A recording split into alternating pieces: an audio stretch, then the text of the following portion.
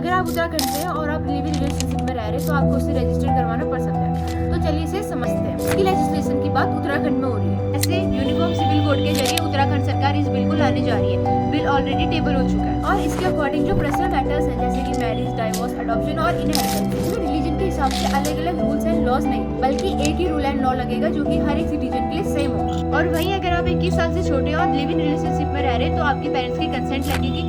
और वहीं अगर आप उत्तराखंड के रेसिडेंट्स हैं और किसी और स्टेट में रह रहे हैं तो भी आपको इसे रजिस्टर करवाना पड़ेगा। और वहीं रिलेशनशिप रजिस्टर नहीं होगा अगर कपल में से कोई एक माइनर है, मैरिड है या फिर किसी एक पार्टनर की कंसेंट धोखे या मिस इंटरप्रिटेशन से ली गई। रिश्ते की टर्मिनेशन के लिए भी रिटर्न स्टेटमेंट लगेगी। और वहीं अगर आप अपने रिश्ते को रजिस्टर नहीं करवाते तो आपको 3 से 6 महीने की जेल या 25,000 का जुर्माना या फिर दोनों चीजें हो सकती है। और अगर इस रिलेशनशिप से कोई बच्चा पैदा होता है तो उसे नाजायज या इलिजिमेट नहीं कहा जाएगा क्योंकि उसे एक लेजिमेट बच्चे की तरह ही ट्रीट किया जाएगा। लिविंग वाला पॉइंट सिर्फ यूनिफॉर्म सिविल कोड का एक पार्ट है। इसके अलावा ऐसे कई पर्सनल मैटर्स हैं जिसमें हर रिलीजन के लिए एक ही रूल होगा और हर बार की तरह इस लॉ को अपोजिशन भी मिल रही है और साथ ही में सपोर्ट भी मिल रही है। बाकी आप लोगों का इस चीज पे क्या सोच रहे हैं? Do let me know in the comments and subscribe for more.